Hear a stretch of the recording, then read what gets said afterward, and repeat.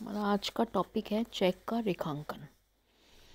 भारतीय विनिमय साध्य विलेख अधिनियम में रेखांकन को परिभाषित किया गया है कि जब किसी चेक के मुख्य पृष्ठ पर दो तिरछी समानांतर रेखाएं खींची जाती हैं तो उनके बीच या तो अपराक्रम्य शब्द लिखा होता है या नहीं भी लिखा हुआ होता तो यह चेक का रेखांकन कहलाता है और ऐसा रेखांकन सामान्य रेखांकन कहलाता है। इस परिभाषा के अनुसार रेखांकन की प्रमुख विशेषताएं इस प्रकार हो गई कि रेखांकन चेक के मुख्य पृष्ठ पर किया जाता है। रेखांकन में दो समानांतर रेखाएं खींची जाती हैं। रेखांकन के लिए दो समानांतर तिरछी रेखाओं के बीच एंड कंपनी, नॉट नेगोशिएबल आदि शब्दों का प्रयोग किया जा सकता है। इन शब्दों को लिखना अनिवार्य नहीं है तथा इन शब्दों का रेखांकन पर कोई प्रभाव भी नहीं होता है। और सबसे प्रमुख बात, विनिमय साध्य लेख पत्रों में रेखांकन केवल चेक का किया जाता है। अन्य लेख पत्र जैसे प्रतिज्ञा पत्र या विनिमय बिल, इनका रेखांकन नहीं किया जाता। रेखांकन सामान्यतः दो प्रकार का होता है, सामान्य रेखांकन और विशेष रेखांकन। सामान्य रेखांकन के अंतर्गत किसी भी चेक के मुख्य पृष्ठ पर या दो तिरछी रेखाएं खींची जाती हैं तो इसे सामान्य रेखांकन कहा जाता है, जो हमने रेखांकन की परिभाषा में पढ़ा था।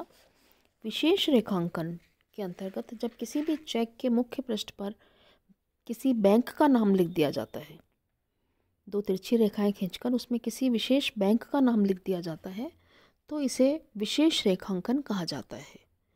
विशेष रेखांकन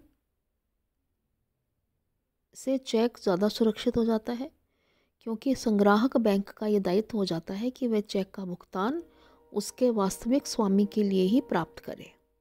लेकिन देनदार बैंक का ये कर्तव्य नहीं होता कि वह भुगतान करने से पूर्व यह जांच करे कि संग्रहकर्ता बैंक इसे किसके लिए संग्रह कर रहा है। देनदार बैंक का तो यह कर्तव्य होता है कि वह यह देख ले कि चेक का भुगतान सामान्य व्यापार विधि में उसी बैंक को किया जा रहा है जिसका कि नाम चेक पर लिखा हुआ है। तो ये दो प्रकार के रेखांकन होते हैं। किसी भी चेक का रेखांकन कौन कर सकता है?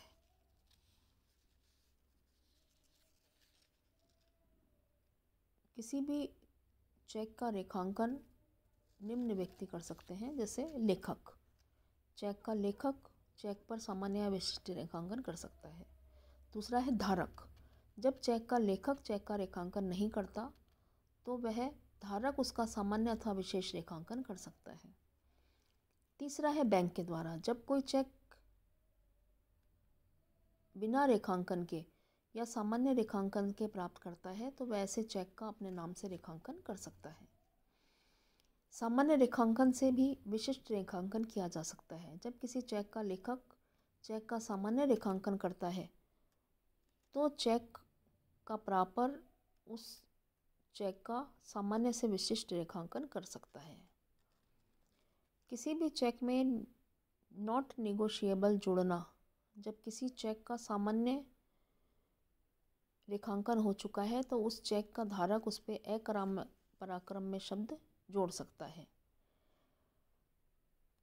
बैंक द्वारा पुनः रेखांकन जब किसी चेक का हो चुका हो तो नामांकित बैंक पुनः किसी अन्य बैंक के नाम से संग्रहकर्ता एजेंट के रूप में इस चेक का रेखांकन कर सकता है। तो इस प्रकार से ये पक्ष जो है वो चेक का रेखांकन कर सकते हैं। इसके बाद हम बात करते हैं चेक के रेखांकन को रद्द करने की। चेक का रेखांकन रद्द करना, रेखांकन हटाना कहा जाता है। चेक के आहरणकर्ता अथवा लेखक को ही रेखांकन हटाने का अधिकार होता है।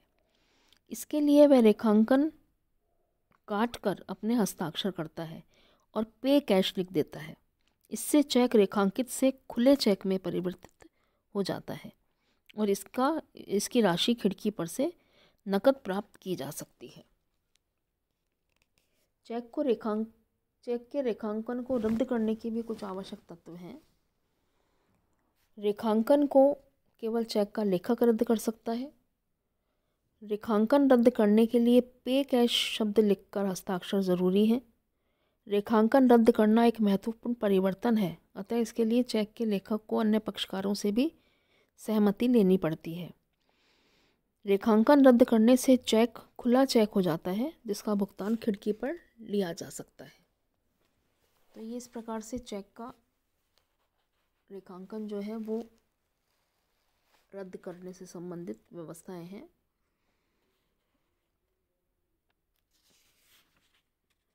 विनिमय साध्य लेखपत्र के भुगतान के संबंध में कुछ विशिष्ट तरीके से भी रेखांकन किया जा सकता है।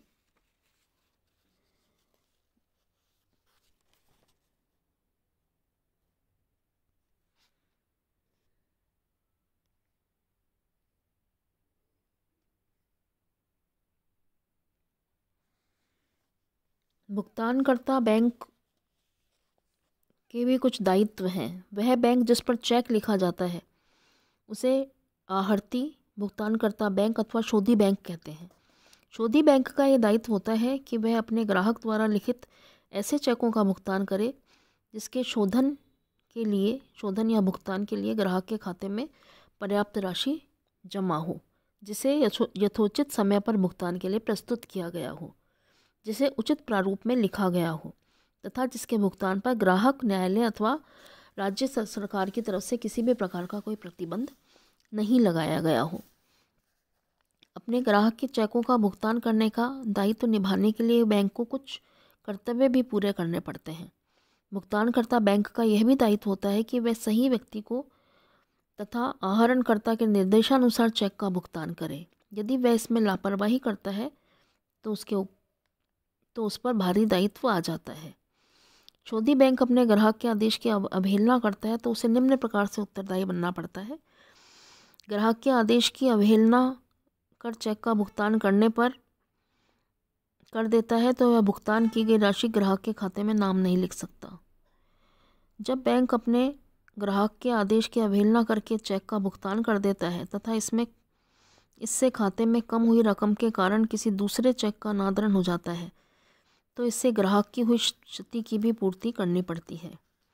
यदि बैंक अपने ग्राहक द्वारा रोके गए चेकों का भुगतान कर देता है तो इस भुगतान के कारण ग्राहक को धोरी हानि वहन करनी पड़ती है।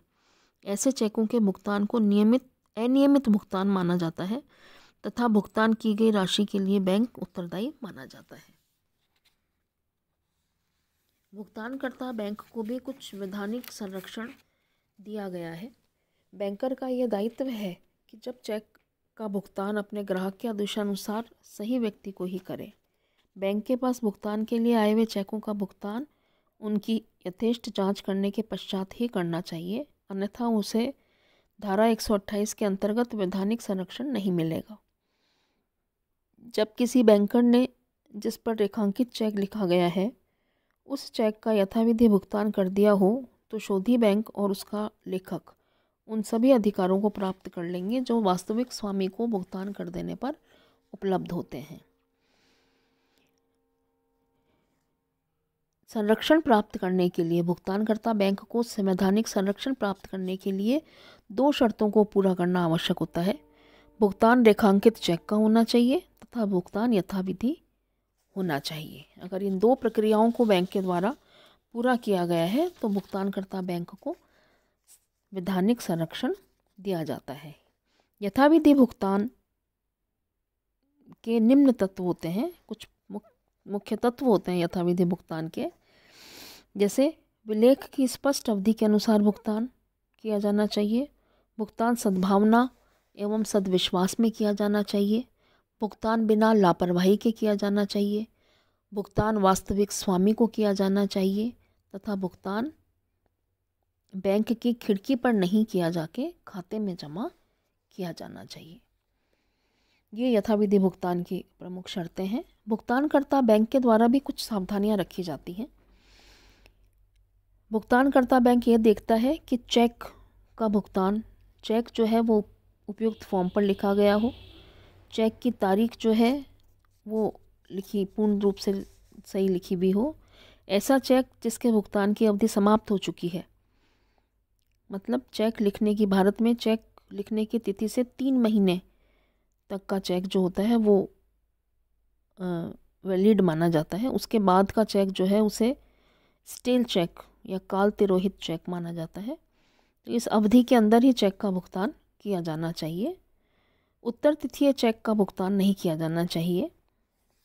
अगर चेक पूर्व तिथि और उत्तर तिथि मतलब जो चेक की तिथि है उससे पहले भुगतान नहीं होना चाहिए और 3 महीने के बाद भुगतान नहीं होना चाहिए। चेक पर लेखक के हस्ताक्षर अच्छी तरह से चेक करने चाहिए और चेक पर रकम निश्चित होनी चाहिए। इन सब बातों का ध्यान रखकर बैंक के द्वारा चेक का भुगतान किया जाता है।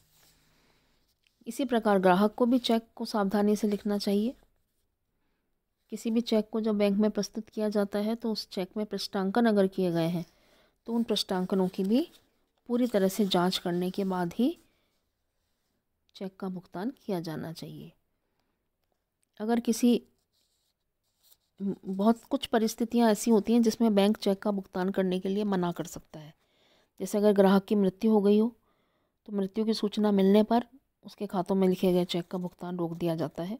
ग्राहक दिवालिया अगर हो गया है तो उसके खाते से भुगतान नहीं किया जाता। ग्राहक अगर पागल हो गया है तो उसके खाते से चेक का भुगतान नहीं किया जाता। जब किसी बैंक को अपने ग्राहक से सूचना मिले कि उसने अपने बैंक खातों की जमा राशि को यथाविधि किसी के पक्ष में हस्तांतरित कर दिया है तो ग्राहक द्वारा लिखे गए चेकों को रोक दिया जाता है। अगर कोई ट्रस्ट है तो उस ट्रस्ट अगर भंग हो गया है तो भी उसके चेकों के भुगतान को रोक दिया जाता है। और यदि किसी भी चेक को प्रस्तुत करने वाले पक्षकार का स्वामित्व दोषपूर्ण है और बैंक को इसकी जानकारी मिलती है तो भी ऐसे चेकों का भुगतान बैंक रोक देता है। साथ ही भूल से अगर कोई भुगतान किया गया है तो भुगतान की गई राशि को वसूलने का अधिकार कुछ परिस्थितियों पर निर्भर करता है जिन्हें वसूल किया जा सकता है।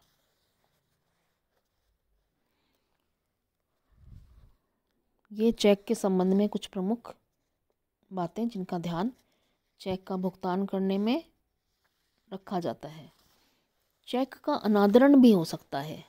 जब किसी भी चेक को भुगतान के लिए बैंक में प्रस्तुत किया जाता है और बैंक उसका भुगतान करने से मना कर देता है तो उसे चेक का अनादरण कहा जाता है।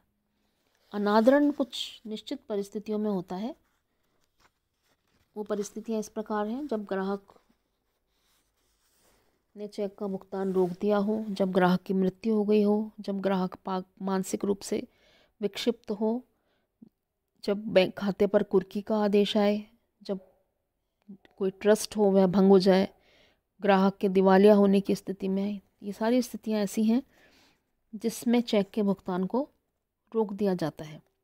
इसके साथ साथ अगर चेक पर ग्राहक के हस्ताक्षर सही नहीं है, चेक पूरी तरह से सही तरीके से नहीं लिखा गया है, उस पर दिनांक और राशि अस्पष्ट है, चेक कट फट गया है, तो भी चेक को अनादरित कर दिया जाता है। तो इन स्थितियों में चेक का अनादरण भी किया जा सकता है। अनादरण के बारे में भी बैंक को सावधानी रखनी पड़ती है। नियमों के अनुसार ही चेक का अनादरण किया जाता है। नियमों के अलावा नियमों को ध्यान में रखकर ही चेक का अनादरण किया जाता है, अन्यथा क्षतिपूर्ति की जिम्मेदारी बैंक की मानी जाती है। धन्यवाद।